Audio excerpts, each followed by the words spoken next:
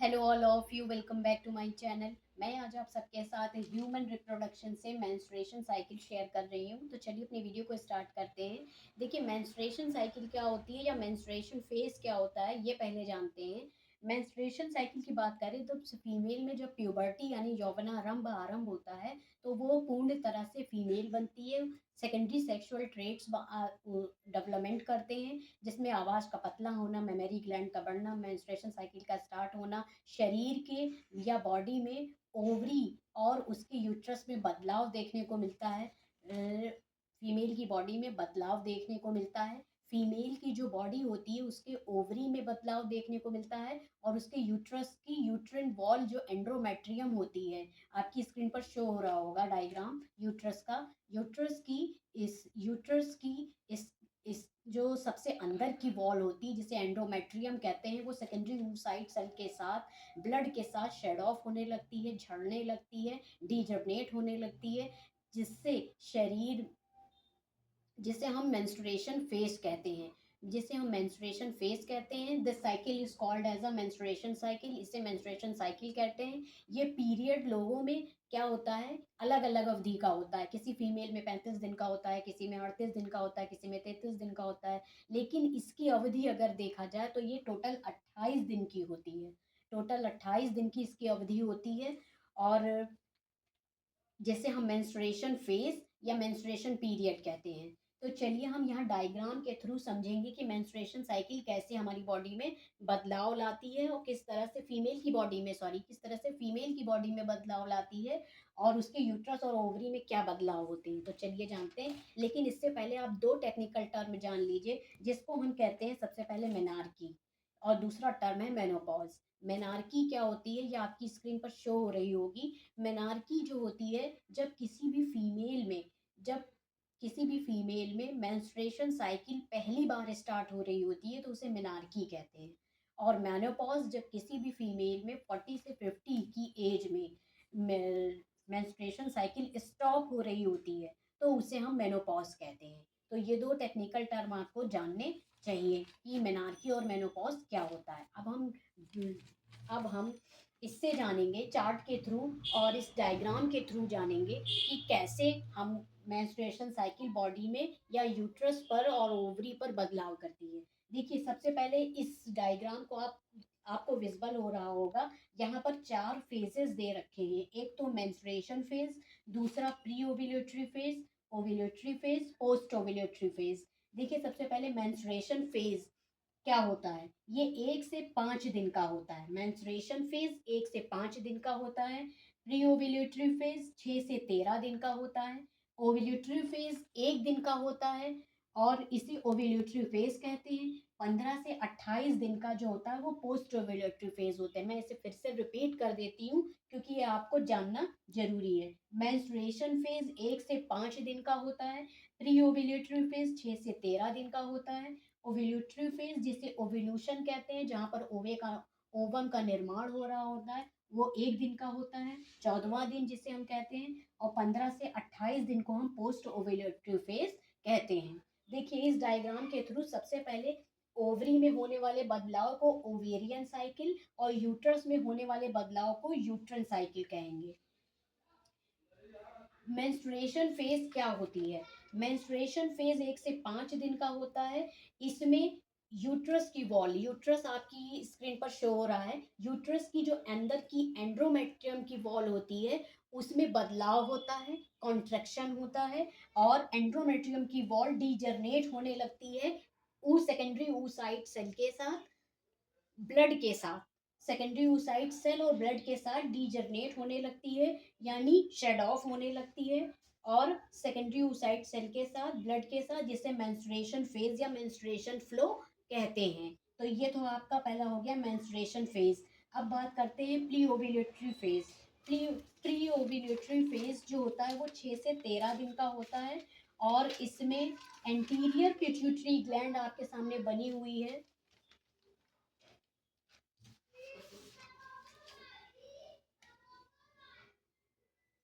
Anterior pituitary gland आपके सामने बनी हुई है। यहाँ पर गोनेडोट्रोपिन हार्मोन हार्मोन जिसे GnRH बोला गया है, gonadotropin hormone anterior pituitary gland से फॉलिकल स्टिमुलेटिंग हार्मोन रिलीज करता है, फॉलिकल स्टिमुलेटिंग हार्मोन रिलीज करता है, और यहाँ पर ग्रोथ होती है प्राइमरी फॉलिकल्स से सेकेंडरी फॉलिकल्स, सेकेंडरी फॉलिकल्स से टर्सरी फॉलिकल्स। यहाँ पर मैंने टर्सरी फॉलिकल्स नहीं बनाया है, मैंने आपको ओवरी का डायग्राम आपके साथ शेयर किया है। ये वही ओवरी का डायग्राम है जिसको यहाँ पर मेंस्ट्रुएशन फेज में दिखाया गया है। मैं उसका लिंक डिस्क्रिप्शन बॉक्स में डाल दूंगी, अगर आपने नहीं देखा है तो आप उसे भी देख लीजिएगा, तो ये साइकिल आपको अच्छे से समझ में आ जाएगी।